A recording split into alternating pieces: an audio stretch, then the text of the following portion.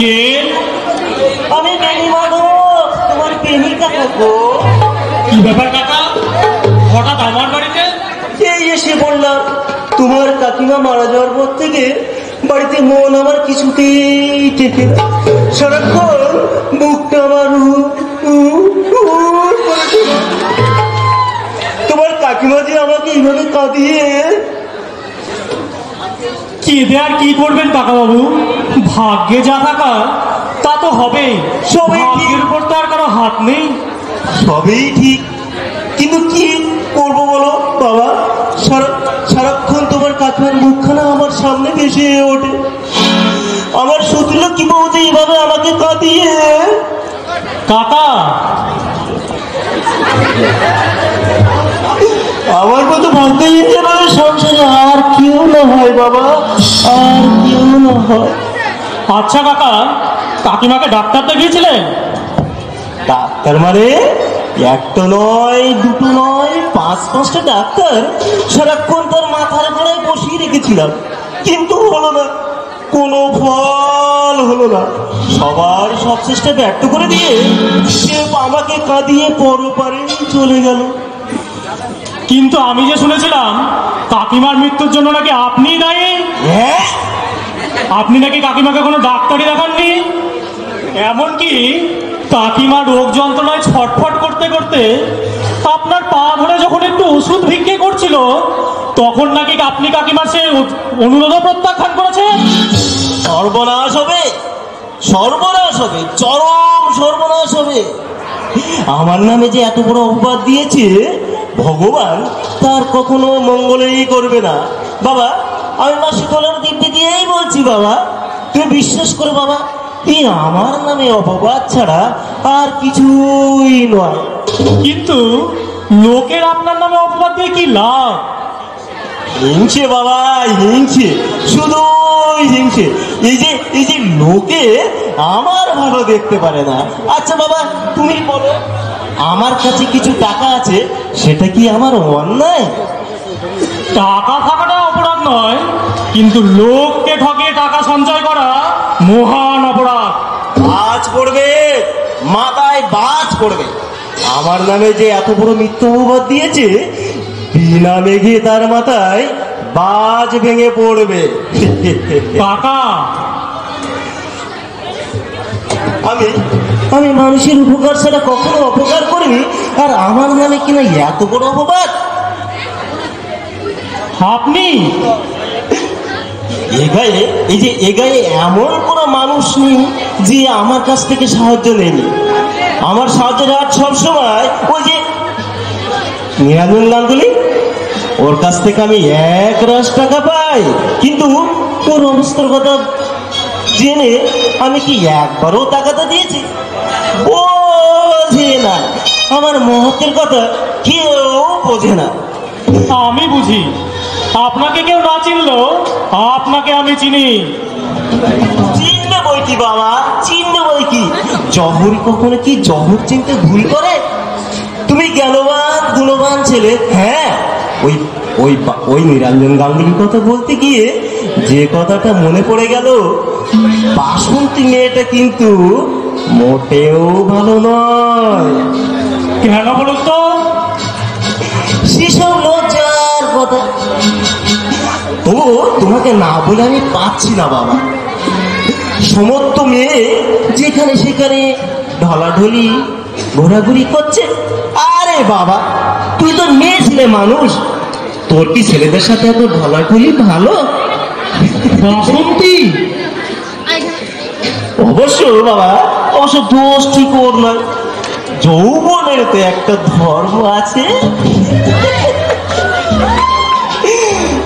যে বয়সী যা চায় সময়ে বিয়ে না দিলে বাবা, মেয়েরা কিন্তু কখনো ভালো থাকে না। আপনি শুনলাম বাবা, শুনলাম মেয়েটা নাকি তোমাকে দুবেলা রান্না টান্না করে দিয়ে যায়। হ্যাঁ, আপনি ঠিকই শুনেছেন। আমার রান্না করে আমার মতন কেউ নেই তো, তাই। খুব ভালো বাবা, খুব ভালো। তবু তবু একটু সাবধানে থেকো বাবা। ওসব মেয়েকে তো আর বিশ্বাস নেই, কোনোদিন হয়তো তোমাকে জালে জড়িয়ে ফেলবে। তবু অবশ্য তোমাকে জালে জড়িয়ে ফেলা কিন্তু খুব একটা সহজ নয়। তবু তো সাবধানের মার নেই বাবা। তোমার নামে যদি কলঙ্ক রটে তো আমি তো সহ্য করতেই পারবো না। আপনার উপদেশ আমার মনে থাকবে।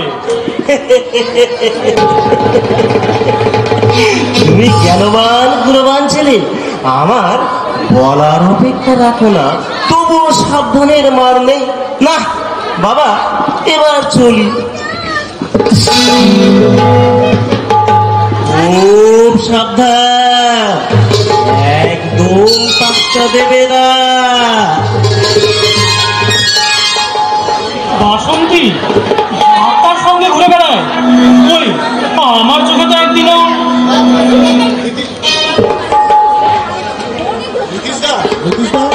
কে রে চঞ্চল যে, আয় আয়।